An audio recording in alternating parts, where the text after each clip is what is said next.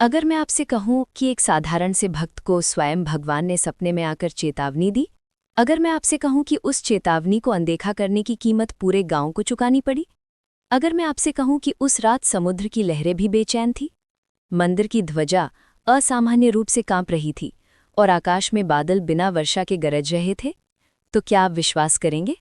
ये कथा है पवित्र धाम पुरी की, जहां विराजते हैं स्वयं प्रभु जगन्नाथ, जहां हर श्वास में भक्ति है, जहां हर कण में लीला है। पुरी नगरी, सुबह का समय, लालिमा लिए सूर्य समुद्र से उभर रहा था। मंदिर की घंटियां गूंज रही थी, भक्तों की कतार लगी थी, हर चेहरा श्रद्धा से भरा हुआ। उसी नगर में रहता था माधव, एक साधारण ब्राह्मण, न बहुत धन, न कोई विशेष पहचान, पर हृदय में अपार भक्ति।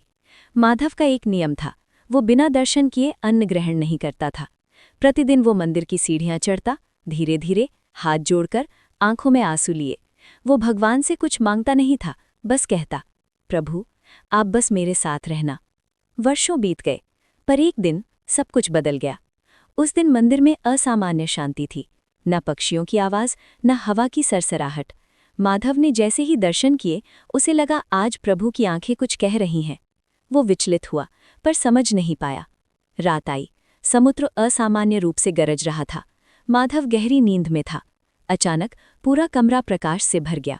वो प्रकाश सूर्य से भी तेज, परंतु आंखों को शीतलता देने वाला। उस प्रकाश से एक दिव्य स्वर आया, माधव। माधव ने देखा स्वयं प्रभु उसके सामने खड़े हैं। उनकी आंखों में करुणा, परंतु चेहरे पर गंभीरता। माधव, 3 दिन बाद इस नगर पर संकट आने वाला है। माधव कांप उठा। प्रभु, कैसा संकट? अहंकार, लोभ और अपमान, इन तीनों ने इस नगर को घेर लिया है। समुद्र सीमा लांघेगा। माधव की सांस रुक गई। पर यदि लोग सुधर जाएं, यदि सच्चे हृदय से क्षमा मांगे, तो संकट टल सकता है। तुम उन्हें चेतावनी दो। अचानक प्रकाश लुप्त हो गया। माधव हांफते हुए उठा। उसका शरीर पसीने से भीगा था। वो तुरंत मंदिर की ओर भागा। सुबह की आरती शुरू होने वाली थी। माधव रोते हुए पुजारी के पास गया। उसने सबको बताया, 3 दिन बाद समुद्र उफान लेगा। लोग हंस पड़े। अरे माधव, तुम साधु हो गए क्या? भगवान तुमसे बात करेंगे। गांव का एक धनवान व्यापारी बोला, ये डर फैलाने आया है। माधव चुप रहा। उसने मंदिर की ओर देखा, जैसे कह रहा हो, प्रभु, मैंने अपना कर्तव्य निभा दिया। उस रात फिर वही प्रकाश। माधव, तुमने चेताया, अब निर्णय उनका है, पर तुम तैयार रहो। क्यों प्रभु? क्योंकि परीक्षा तुम्हारी भी है।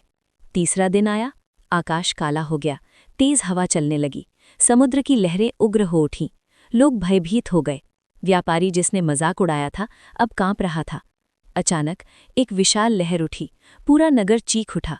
माधव मंदिर की सीढ़ियों पर बैठ गया, आंखें बंद, हाथ जोड़कर, प्रभु, यदि मुझसे कोई भूल हुई हो तो दंड मुझे दें, पर नगर को बचा लें। उसकी आंखों से आंसू बहने लगे। समुद्र की सबसे बड़ी लहर मंदिर से कुछ ही दूरी पर आकर रुक गई, जैसे किसी अदृश्य शक्ति ने उसे रोक लिया हो। आकाश साफ होने लगा, हवा शांत हो गई।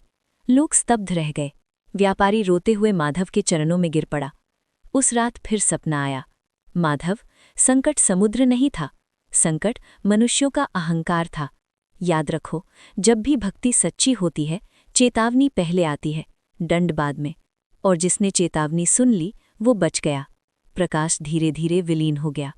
उस दिन के बाद नगर बदल गया। लोग विनम्र हुए, दान बढ़ा, भक्ति गहरी हुई, और माधव, वो पहले जैसा ही रहा, साधारण, नम्र, भक्त। पर अब लोग उसे पागल नहीं कहते थे, उसे कहते थे प्रभु का सखा।